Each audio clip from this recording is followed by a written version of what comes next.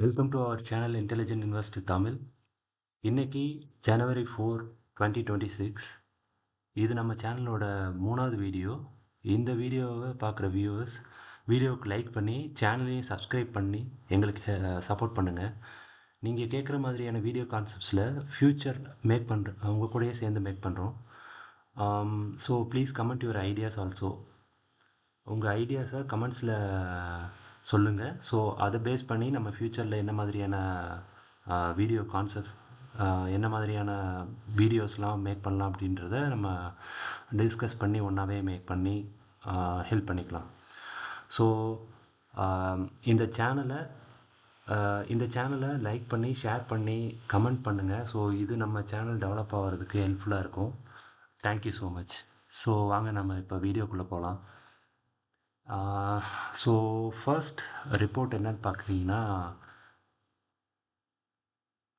Business டுடேயில் ஒரு report வந்திருக்கு. Like Apple ties up with 5 anchor vendors. So இந்தியாவில் 5 வெண்டரோட apple tie அப் பண்ணுறாங்க. ஸோ எதுக்கு அப்படின்றது பார்த்தீங்கன்னா, எலக்ட்ரானிக் மேனுஃபேக்சரிங் அப்படின்றதுக்காக தான். ஆப்பிளோட ஐஃபோன், மேக்புக், இது மாதிரி லேப்டாப், அந்த மாதிரியான எல்லா எலக்ட்ரானிக் ஐட்டம்ஸையும் இந்தியாவில் மேனுஃபேக்சரிங் பண்ண இப்போ ஸ்டார்ட் பண்ணியிருக்காங்க. ஸோ இதில் வந்து 5 ஆங்கர் வெண்டார்ஸோட ஆப்பிள் டைப் பண்ணியிருக்காங்க. ஆப்பிள் கம்பெனி, அமெரிக்காவோட ஆப்பிள் கம்பெனி டைப் பண்ணியிருக்காங்க.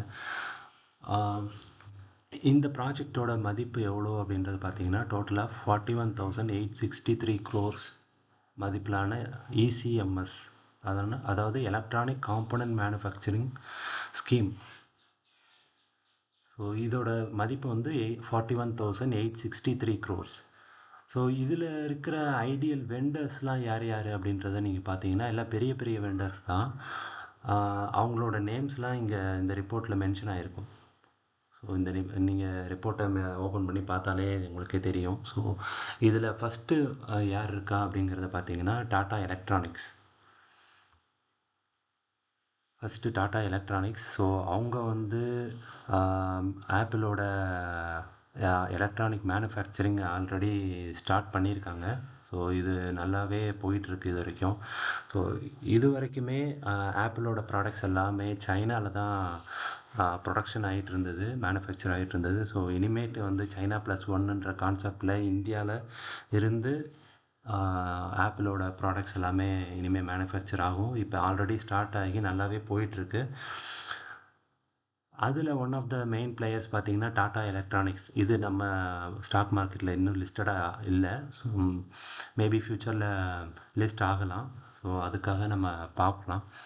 தென் Motherson electronic components. So Motherson electronic காம்பனன்ட்ங்கிறது ஆல்ரெடி மதர்சன் சுமியோட சப்சிடரியாக அப்படிங்கிறத நம்ம செக் பண்ணணும். ஸோ ஆட்டோ காம்பனன்ட்ஸில் ஆல்ரெடி மதர்சன் சுமி ஒயரிங், அப்புறம் வந்து மதர்சன் சுமி ஆட்டோ காம்பனன்ட்ஸ் தனியாக இருக்குது. ஸோ இதில் வந்து அதில் வந்து செக்டார் லீடராக இருக்காங்க ஆட்டோ காம்பனன்ட்ஸில். ஸோ இந்த எலக்ட்ரானிக் காம்பனன்ட்ஸை பொறுத்த வரைக்கும் இதை நம்ம ரிசர்ச் பண்ணி எந்த ஸ்டாக்ஸ் கீழே வருது, இல்லை இது ஒரு தனி சப்சிடரியா இல்லை தனி கம்பெனி அப்படிங்கிறத நம்ம ரிசர்ச் பண்ணி தான், அனலைஸ் பண்ணி தான் தெரிஞ்சுக்கணும்.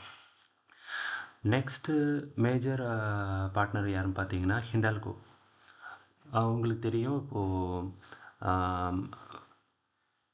ஆப்பிளோட காம்பனன்ட்ஸ் அதோட பார்ட்ஸ்லாம் பார்த்தீங்கன்னா made in titanium or aluminium, இந்த செட்டப்பில் தான் இருக்கும். ஸோ இதில் வந்து மேஜர் பார்ட்னராக ஹிண்டால்கோ வந்திருக்காங்க.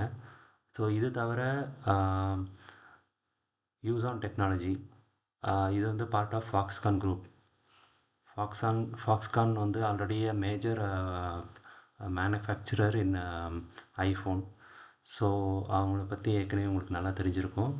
அண்ட் அனதர் மேஜர் பார்ட்னர் வந்து ஏடிஎல் பேட்ரி டெக்னாலஜி. இது வந்து டிடிகே அப்படிங்கிறது டிவிகே இல்லை, டிடிகே ஜப்பானோட ஒரு சப்சிடரி கம்பெனி. ஜப்பானில் இருக்க ஒரு டிடிகே குரூப் அப்படிங்கிற கம்பெனியோட சப்சிடரி தான் இந்த ADL battery technology India limited. இவங்க இந்தியாவிலேருந்து ஆப்ரேட் பண்ணுறாங்க. ஸோ இந்த 5 கம்பெனிஸ் கூட தான் இந்த ஆப்பிள் டைப் பண்ணி டோட்டலாக 41,863 crores ரிலேட்டட் ப்ராஜெக்ட்ஸ் இப்போ பண்ணிகிட்ருக்காங்க. ஸோ இது மூலியமாக இந்த கம்பெனிஸ்க்கெல்லாம் major sales and revenues and profits வர்றதுக்கு சான்ஸ் இருக்குது. ஸோ இதை நம்ம க்ளோஸாக வாட்ச் பண்ணோம். ஸோ நெக்ஸ்ட் ரிப்போர்ட் என்ன அப்படின்றத பார்த்தோம்னா, கணேஷ் டாங்ரே அப்படிங்கிறவர் வந்து ஆனந்த் ரத்தியில் ஒரு 3 ஸ்டாக்ஸ் ஃபார் பை ரெக்கமெண்ட் பண்ணியிருக்காங்க. On Monday January 5 stock market Monday start ஆகும்போது 3 ஸ்டாக்ஸ்குள்ள கான்சன்ட்ரேட் பண்ணி பை பண்ணலாம் அப்படிங்கிறது கணேஷ் டாங்ரே அப்படிங்கிறவர் சஜஸ்ட் பண்ணியிருக்காரு. ஸோ இதெல்லாம் என்ன ஸ்டாக்ஸ் அப்படிங்கிறத நம்ம இந்த வீடியோவில் பார்ப்போம். So first stock steel authority of India, SAIL. செயிலுங்கிறது ஆக்சுவலி ஒரு நல்ல கம்பெனி, நல்ல ஒரு வேல்யூவில் இருந்தது. ஸோ இப்போ நம்ம அதோட வேல்யூவை செக் பண்ணி பார்ப்போம். Whether it is a considerable range, இல்லை அட்ராக்டிவாக இருக்கா இல்லையா அப்படிங்கிறத ஒரு நம்ம அனலைஸ் பண்ணி தான் தெரிஞ்சுக்கணும். 1 இயர் பீரியட் ரேஞ்சில் பார்ப்போம். செயிலுங்கிறது ஆக்சுவலாக இது ஒரு சைக்ளிக்கல் செக்டார், ஸ்டீல் செக்டாரில் வரும். இது ஒரு சைக்ளிக்கல் செக்டாருங்கிறதுனால இதை கன்சிடர் பண்ணும்போது நம்ம பார்த்து தான் கன்சிடர் பண்ணணும். இந்த சார்ட்டை பார்த்தாலே உங்களுக்கு தெரிஞ்சிருக்கும், இது வந்து மேக்ஸிமம் சார்ட். ஸோ இதை பார்த்தாலே தெரிஞ்சிருக்கும், சைக்ளிக்கல் செக்டார் ஏறி இறங்கி தான் இதோட ப்ரைஸ் ரேஞ்சே இருக்கும். ஸோ இப்போ 1 இயர் பீரியடில் பார்ப்போம். இது ஆக்சுவலாக இயர் ஹையில் தான் இருக்குது ஆக்சுவலாக. ஸோ இதை நம்ம இப்போ கன்சிடர் பண்ணுறதுங்கிறது கொஞ்சம் சேஃப் பெட்டாக இருக்காது. இது என்னோடய வியூ தான். ஸோ உங்களோட வியூ என்னன்றதை இந்த ஸ்டீல் அத்தாரிட்டியில் செயிலில் நீங்கள் வந்து உங்களோட வியூ என்னன்றதை நீங்கள் கமெண்ட் பண்ணுங்கள். இதில் பெட் எடுக்கிறது வந்து கொஞ்சம் ரிஸ்கியான பெட்டு தான். ஸோ நெக்ஸ்ட்டு வந்து IEX, Indian energy exchange. So இது ஒரு நல்ல ஸ்டாக் தான், நல்ல ஒரு ஃபண்டமெண்டல் இருக்கிற ஒரு கம்பெனி, இந்தியன் எனர்ஜி எக்ஸ்சேஞ்ச். இதோட ப்ரைஸை பார்க்குறதுங்கிறது ஓகே. இது ஆக்சுவலாக ஒரு இயர் லோவில் இருக்குது. இயர் லோ இல்லாமல் multi year low maybe 5 years லோவில் இருக்கலாம். ஆல்சோ இது கன்சிடரபிள் ரேஞ்சில் இருக்கா அப்படின்னா இருக்குது. ஆக்சுவலாக இதில் நம்ம நோட் பண்ண வேண்டிய நியூஸும் அதிகமாக இருக்குது. மார்க்கெட் கப்ளிங்காக நியூஸாக இருக்கட்டும், ஃப்யூச்சரில் எப்படி இதோட பிஸ்னஸ் ஆப்ரேட் ஆக போகுது அப்படின்ற ஒரு டவுட், இன்டிசிசிவ்னஸ் இருக்கிறனால இதோட இப்போது இன்வெஸ்டர்ஸ் கொஞ்சம் இதில் பெட் எடுக்கிறதுக்கு கொஞ்சம் தயங்குவாங்க. மேபி நம்மளை மாதிரியான இன்வெஸ்டர்ஸ் பெட் எடுக்கிறதுக்கு தயங்குவாங்க. ஆல்ரெடி நோன் இன்வெஸ்டர்ஸ்னால் பெரிய இன்வெஸ்டர்ஸ் லைக் எஃப்ஐஐ, டிஐஐ, இவங்களாம் வந்து இவங்களுக்கு சில டீட்டெயில்ஸ் ஆர் இன்ஃபர்மேஷன்லாம் இவங்களுக்கு தெரிஞ்சிருக்கும். மேபி நமக்கு தெரியாத இன்ஃபர்மேஷன் அவங்களுக்கு தெரிஞ்சிருக்கும். ஸோ இவங்கள ட்ராக் பண்ணால் இவங்களோட ஆக்டிவிட்டி என்ன எப்படி இருக்குது அப்படின்றத பார்த்தோம் அப்படின்னா, இந்த இன்டிசிசிவ் சுச்சுவேஷனில் கூட நம்ம ஒரு டெசிஷன் எடுக்கிறதுக்கு யூஸ்ஃபுல்லாக இருக்கும். ஸோ இப்போது இந்த கம்பெனி பொறுத்த வரைக்கும் ப்ரொமோட்டர்ஸ்னு யாரும் இல்லை. ஸோ எஃப்ஐஐ ஆக்டிவிட்டி பார்த்தோம்னா அதில் 5% கம்மியாக இருக்குது. டிஐஐ பரவாயில்ல, FII DII okay. DII increase ஆகிருக்கு, நல்ல விஷயம். எஃப்ஐஐ நாட் பேட் ஆக்சுவலாக, ஓகேவாக தான் வச்சுருக்காங்க அவங்களோட பர்சன்டேஜ். அண்ட் பப்ளிக் பர்சன்டேஜ் கொஞ்சம் இன்க்ரீஸ் ஆகிருக்கு. மேபி இதை நம்ம வாட்ச் லிஸ்ட்டில் ஆட் பண்ணி கொஞ்சம் கொஞ்சமாக வேணால் நம்ம ட்ரை பண்ணி பார்க்கலாம். ஐஇஎக்ஸ் இதுதான் என்னோடய வியூ இந்த ஐஇஎக்ஸ் பொறுத்த வரைக்கும். ஸோ இந்த செயில் ஸ்டாக்கோட டார்கெட் ப்ரைஸ் என்னன்னு பார்த்தீங்கன்னா 160, 145 to 150 ரேஞ்சில் கன்சிடர் பண்ணி 160ல் டார்கெட் வச்சுருக்காங்க. So stop loss of 140.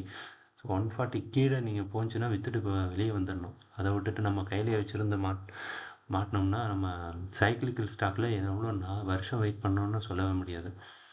So அதே மாதிரி ஐஇஎக்ஸ் பிஸ்னஸ் வைஸ் இன்டிசிசிவாக இருக்கிற சுச்சுவேஷனில் நம்ம ஸ்டாப் லாஸ் கீழே போச்சுன்னா நம்ம கொடுத்துட்டு வர்றது தான் நம்மளோட பெஸ்ட் டெசிஷனாக இருக்கும். அதை விட்டுட்டு நம்ம லாங் டேர்முன்னு மாறினோம்னா அது எவ்வளோ பெரிய லாங் டேர்மாக ஆகும் அப்படிங்கிறது நம்மளால் சொல்ல முடியாது. அது நமக்கான ரிட்டர்ன்ஸ் அஃபெக்ட் பண்ணுறதுக்கு ரொம்ப பெரிய சான்ஸ் இருக்குது. ஸோ அதை கன்சிடர் பண்ணி வேணால் நீங்கள் ரிஸ்க் எடுக்கலாம் இதை பொறுத்த வரைக்கும். ஸோ நெக்ஸ்ட் வந்து HCL technologies. HCL technologies good company. It's a software company and அவங்க ஆல்சோ நிறைய இன்வெஸ்ட் பண்ணியிருக்காங்க in AI and with NVIDIA like இவங்களோட கொலாபரேஷன்லாம் மேக் பண்ணியிருக்காங்க. ஸோ இதை பொறுத்த வரைக்கும் இது ஒரு சூப்பர் கம்பெனி. இப்போது சைட்வைஸில் இருக்குது. மேபி 1400 நல்ல ரேஞ்சில் இருந்தது. இப்போது 1600க்கு மேலே போயிட்டு 683 போயிட்டு இப்போது கொஞ்சம் கம்மியாக இருக்குது. 1640 வரைக்கும் வந்திருக்கு. நல்ல கம்பெனி தான், பட் ப்ரைஸ் கொஞ்சம் அதிகமாக இருக்குது நம்ம எதிர்பார்க்குற ப்ரைஸை விட. இதை விட டிசிஎஸ், விப்ரோ இதெல்லாம் நல்ல ஒரு ரேஞ்சில் இருக்கிற மாதிரி தான் நமக்கு தெரியுது. ஸோ ஆனால் க்ரோத் அதிகமாக இருக்கிற கம்பெனி தான் HCL. மேபி இதில் ஒரு ரிஸ்க் எடுக்கலாங்கிறது என்னோடய வியூ. உங்களோட வியூ என்னங்கிறத நீங்கள் கமெண்ட்டில் மென்ஷன் பண்ணுங்கள். ஸோ இதோட பை ரேஞ்ச் என்னன்னு சொல்லியிருக்காங்கன்னா 1635 to 1640 அண்ட் டார்கெட் ப்ரைஸ் 1700 வரைக்கும் கொடுத்துருக்காங்க. ஸோ இந்த டார்கெட் ப்ரைஸுக்கு ஒர்த்தா அப்படிங்கிறத நம்ம பார்த்து தான் டெசிஷன் எடுக்கணும். And stop loss of 1600. So stop loss எப்போவுமே நம்ம மனசில் வச்சுக்கணும். ஸோ இது வந்து ஸ்டாப் லாஸ்க்கு கீழே போச்சுன்னா நம்ம ரிஸ்க் எடுக்கிறதுக்கு ஒர்த் இல்லை. ஸோ அதையும் பார்த்துக்கங்க. நம்ம டெசிஷன் எடுக்கிறது லாங் டேர்மாக இல்லை ஷார்ட் டேர்மாக அப்படிங்கிறத பேஸ் பண்ணி தான் இந்த ஸ்டாப் லாஸை நம்ம கண்டிப்பாக யூஸ் பண்ணணும். ஸோ நெக்ஸ்ட்டு ரிப்போர்ட்டுக்கு போகலாம். அண்ட் ஸோ இந்த ரிப்போர்ட்டை பொறுத்த வரைக்கும் என்ன சொல்லியிருக்காங்க அப்படின்னா, டாப் ஸ்டாக் பிக்ஸ் ஃபார் 2026 இந்த வருஷத்தோட டாப் பிக்ஸ் என்னென்ன இருக்குது அப்படிங்கிறத இந்த ரிப்போர்ட்டில் சொல்லியிருக்காங்க. So large cap mid cap and small கேப்பில் ஸ்ட்ராங் ரிட்டர்ன் பொட்டன்ஷியல் உள்ள ஸ்டாக்ஸ்லாம் என்னென்ன அப்படிங்கிறத சொல்லியிருக்காங்க. யார் சொல்லியிருக்கா அப்படின்னு பார்த்தோம்னா, மார்க்கெட் எக்ஸ்பர்ட் டெவன் சோக்ஸி அப்படிங்கிற ஒரு இன்வெஸ்டர் தான் இந்த ஒரு டாபிக்ஸை வந்து நமக்கு ரிலீஸ் பண்ணியிருக்காங்க. So for next 12 to 24 months இந்த இந்த ஸ்டாக்ஸ்லலாம் ஒரு க்ரோத் பொட்டன்ஷியல் இருக்குது அப்படிங்கிறத மென்ஷன் பண்ணியிருக்காங்க. லார்ஜ் கேப்பில் ரிலையன்ஸ் இண்டஸ்ட்ரீஸ் சொல்லியிருக்காங்க. ஏன் அப்படின்னா இந்த ஃப்யூச்சரில் லைக் 2026 or 2027 ஜியோவோட IPO வர்றதுக்கு வாய்ப்பு இருக்குது. அண்டு ரிலையன்ஸ் ரீட்டெயிலோட க்ரோத்து கூட நல்லா இருக்குன்றத சொல்லியிருக்காங்க. ஆல்சோ ரிலையன்ஸ் ஹைட்ரஜன் எனர்ஜி, அது இல்லாமல் ரினியூவபிள் எனர்ஜியில் ரொம்ப அதிகமாக இன்வெஸ்ட் பண்ணி ஒரு பெரிய க்ரோத் பார்த்துட்ருக்காங்க. ஆல்சோ உங்களுக்கே தெரியும், இப்போ எனர்ஜி செக்டர்லாம் ஹையில் தான் இருக்குது. ஆல்சோ ஆயில் ப்ரைஸோட வால்டிலிட்டியும் ரொம்ப அதிகமாக இருக்குது. ஸோ இதை பொறுத்த வரைக்கும் ரிலையன்ஸ் இண்டஸ்ட்ரீஸ் தான் டாப்பிக்கில் நம்பர் 1, லார்ஜ் கேப்பில் number 1. And next second choice என்ன அப்படின்னு பார்த்தீங்கன்னா, லார்ஜ் கேப்பில் பஜாஜ் ஃபைனான்ஸ் செக்டார் இப்போலேருந்து ரொம்ப பெரிய க்ரோத் இருக்குன்றது பேசப்படுது. So Bajaj finance already multi fold returns கொடுத்துருக்காங்க. ஃப்யூச்சர்லேயும் அது மிகப்பெரிய ரிட்டர்ன்ஸ் கொடுக்குங்கிறத எதிர்பார்க்குறாங்க. ஸோ பஜாஜ் ஃபைனான்ஸ் இவ்வளோ பெரிய கம்பெனியாக இருந்தாலுமே ஸ்டில் ஃப்யூச்சரில் ரொம்ப பெரிய கம்பெனியாக டெவலப் ஆகிறதுக்கு சான்ஸ் இருக்குது. ஸோ இதில் கூட நம்ம கான்சன்ட்ரேட் பண்ணலாம். ஆனால் ஆக்சுவலாக நல்ல ஒரு பையிங் ரேஞ்சில் வந்தால் தான் நம்ம பஜாஜ் ஃபைனான்ஸ்லாம் கன்சிடர் பண்ண முடியும். இருந்தாலும் இது ரொம்ப பெரிய growth stock. And mid cap ஸ்பேஸில் மெண்டா கார்ப்ரேஷன் சொல்லியிருக்காங்க. நெக்ஸ்ட்டு ஸ்மால் கேப்பில் பார்த்தீங்கன்னா ஜாரோ எஜுகேஷன். இந்த எடுடெக் கம்பெனிஸ் மேலே எனக்கு அவ்வளோவா இன்ட்ரெஸ்ட் இல்லை. ஸோ அத நம்ம பார்த்து தான் ரொம்ப அனலைஸ் பண்ணி தான் போணும். ஆனா, அவ்வளோ அனலைஸ் பண்ற அளவுக்கு அந்த செக்டார் வொர்த்தா அப்படிங்கிறத பார்த்தோம்னா, என்ன பொறுத்தவரைக்கும் இல்லன்னு தான் நான் சொல்லுவேன். ஆனா, உங்களுக்கு எப்படின்றத நீங்க கமெண்ட்ல சொல்லுங்க. அண்ட் நெக்ஸ்ட்டு பார்த்தீங்கன்னா, டாடா டெக்னாலஜிஸ். டாடா டெக்னாலஜிஸ் இப்போ ஆல்ரெடி நம்ம டாடா டெக்னாலஜிஸ் ரொம்ப லோவில் போயிட்டுருக்கு. ஸோ இப்போ கன்சிடர் பண்ண முடியுமா அப்படிங்கிறது தெரில. நல்ல ஸ்டாக் தான், ஆனால் வேல்யூஷன் அதிகமாக இருக்குது. அது ஃப்யூச்சரில் வேணால் கொஞ்சம் க்ரோத் அதிகமாக இருக்கும்போது வேணால் கன்சிடர் பண்ணலாம். பார்ப்போம். இப்போ டாடா டெக்னாலஜிஸ் மே இதோட 1 இயர் ப்ரைஸ் ரேஞ்சு பார்த்தீங்கன்னா ரொம்ப கம்மியாகவே இருக்குது, ரொம்ப லோ ப்ரைஸ்லேயே இருக்குது. பட் இதை இப்போ கன்சிடர் பண்ணலாமா அப்படின்றத பார்த்தோம்னா, இதோட குவார்ட்டர்லி சேல்ஸை பாருங்கள். ஸோ அவ்வளோ பெரிய இம்ப்ரூவ்மெண்ட் ஒன்றும் இல்லை, ஸ்லைட் இம்ப்ரூவ்மெண்ட் தான். ஸோ இதை பொறுத்த வரைக்கும் இந்த ப்ரைஸுங்கிறது ரொம்ப அதிகமான ப்ரைஸ். அதனால் கொஞ்சம் அட்ராக்டிவாக இருக்கணும் ப்ரைஸ் ரேஞ்சு. அதுவும் இல்லாமல் க்ரோத்தும் இன்னும் கொஞ்சம் ஹை க்ரோத் கொடுத்தாங்கன்னா அப்போது கன்சிடரபிள் ரேஞ்ச் கொஞ்சம் அதிக ப்ரைஸ் கூட கொடுக்கலாம், தப்பில்லை. இந்த க்ரோத்துக்கு இந்த ப்ரைஸ் நியாயம் இல்லை. ஸோ அதனால் இப்போ அவாய்ட் பண்ணலாம். நான் அப்படி தான் அவாய்ட் பண்ணுவேன். ஆனால் நீங்கள் உங்களோட டிசிஷனை அனலைஸ் பண்ணி டேக் பண்ணுங்கள். ஸோ நெக்ஸ்ட்டு ரிப்போர்ட் என்னன்னு பார்த்தோன்னா,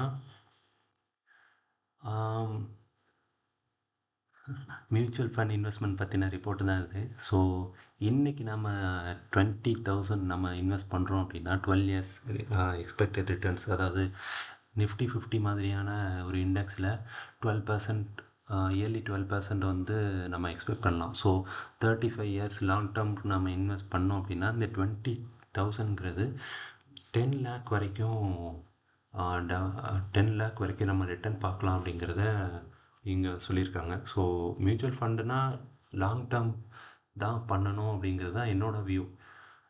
ஏன்னா அதில் தான் அந்த அந்த காம்பவுண்டிங் பவர் ஆஃப் காம்பவுண்டிங் எல்லாம் அதில் ரொம்ப அதிகமாக தெரிய ஆரம்பிக்கும். நம்ம ஸ்டாக்ஸில் நம்ம என்ன என்ன மாதிரியான டிசிஷன் வேணாலும், லைக் அதோட நேச்சர், பிஸ்னஸ் நேச்சரை பேஸ் பண்ணி நம்ம உடனுக்குடனே நம்ம எடுக்கலாம். ஆனால் இதை மியூச்சுவல் ஃபண்டை பொறுத்த வரைக்கும் நம்ம மணி நம்ம கொடுக்குறோம், இன்வெஸ்ட் பண்ணுறோம். ஸோ அதை வச்சு அவங்க மியூச்சுவல் ஃபண்ட்ஸ் அவங்களே வந்து அதை நல்ல கம்பெனிஸில் இன்வெஸ்ட் பண்ணி, இண்டெக்ஸில் இருக்க நல்ல கம்பெனிஸில் இன்வெஸ்ட் பண்ணி இந்த 12% கொண்டு வருவாங்க. ஸோ இதில் வந்து நம்ம பார்க்கணுங்கிற அவசியம் கூட இல்லை. நமக்கு ரிட்டர்ன் ஆட்டோமேட்டிக்காகவே டெவலப் ஆகிட்டு வந்துட்டுருக்கும். ஸோ இதை பொறுத்த வரைக்குமே மியூச்சுவல் ஃபண்டுங்கிறது ஒரு ரிஸ்க் ஃப்ரீ அண்ட் டென்ஷன் ஃப்ரீயான ஒரு இன்வெஸ்ட்மெண்ட். அதனால் நம்மளோட மொத்த இன்வெஸ்ட்மெண்ட்டுமே ஈக்விட்டின்னு மட்டும் இல்லாமல் நம்ம மியூச்சுவல்ஸ் ஃபண்ட்ஸ்லேயும் நம்ம ஷேர் பண்ணணும் அப்படிங்கிறது தான் என்னோடய வியூ. உங்களோட வியூ என்னன்னு சொல்லுங்கள். And so we have another report. இங்கே மோத்திலால் ஓஸ்வால் இவங்க வந்து ஒரு 5 ஸ்டாக்ஸ் ரெக்கமெண்ட் பண்ணுறாங்க. Like SBI, BEL, TVS Motors, Max Finance and Zydus Wellness. இதில் எந்த ஸ்டாக்குமே என்னோடய வாட்ச் லிஸ்ட்டில் இல்லை. இது எல்லாமே இப்போ ஒரு நல்ல ஒரு ப்ரைஸ் ரேஞ்சில், ஹை ப்ரைஸ் ரேஞ்சில் இருக்கக்கூடிய ஒரு ஸ்டாக்ஸ் தான். இதில் எதுவுமே என்னோடய வாட்ச் லிஸ்ட்டில் இல்லை. ஸோ மேபி உங்களுக்கு இதில் அனலைஸ் பண்ணணும் இருந்தால் சொல்லுங்கள், நம்ம சேர்ந்து அனலைஸ் பண்ணலாம். ஆர் உங்களுக்கு எந்த ஸ்டாக்ஸில் அனலைஸ் பண்ணணும்னு உங்களுக்கு விருப்பம் இருக்கும், ஸோ அந்த ஸ்டாக்கோட நேமை வேணால் மென்ஷன் பண்ணுங்கள். அந்த ஸ்டாக்குக்காகவே செப்பரேட் வீடியோ நான் மேக் பண்ணுறேன். அண்டு ஆக்சிஸோட டாபிக்ஸ், இந்த 2026க்கு ஆக்சிஸோட டாபிக்ஸ் ஒரு 6 லார்ஜ் கேப் ஸ்டாக்ஸ் வந்து மென்ஷன் பண்ணியிருக்காங்க. இது பார்த்தாலே தெரியும். மேக்ஸ் ஹெல்த் கேர் ரொம்ப நல்ல கம்பெனி, எனக்கு ரொம்ப பிடிச்ச கம்பெனி. அண்டு இது ஒரு ஹாஸ்பிட்டல் செக்டரில் இது ஒரு பெரிய கம்பெனி. ரொம்ப நல்ல க்ரோத் இருக்கக்கூடிய கம்பெனி தான். வேல்யூ கூட இப்போ அது கொஞ்சம் அதிகமாக இருக்கும். ரீசெண்ட் டேஸில் பிஇ அதிகமாக இருந்தாலும் இப்போ கொஞ்சம் டிப்பில் வந்ததுன்னு நினைக்கிறேன். கன்சிடரபிள் ரேஞ்ச் இருக்கா என்னன்றது இப்போ நம்ம அனலைஸ் பண்ணலாம். இப்போ நம்ம இந்த வீடியோ பொறுத்த வரைக்கும் நம்ம லிஸ்ட்டை மட்டும் பார்த்துக்குவோம். Max health care and DMart. டிமார்ட்ன்றது ரொம்ப அதிகமான பிஇயில் இருக்குது. நல்ல ஒரு growth உள்ள ஸ்டாக்ஸ் தான். ஏர்டெல்லும் நல்ல growth உள்ள ஸ்டாக்ஸ். ஹெச்டிஎஃப்சி இதெல்லாம் முன்னாடி ஒரு நல்ல ஒரு டிப்பில் கிடச்சிது. ஹெச்டிஎஃப்சி பேங்க்லாம் இப்போ எப்படி ஐடிசி கிடச்சிட்ருக்கோ அது மாதிரி ஒரு ஹெச்டிஎஃப்சி பேங்க் அந்த ஒரு டைமில் ஒரு 2 வருஷம் 3 வருஷம் முன்னாடிலாம் நல்ல ஒரு டிப்பில் கிடச்சிட்டு இருந்தது. அப்போவே கன்சிடர் பண்ணியிருக்கணும்.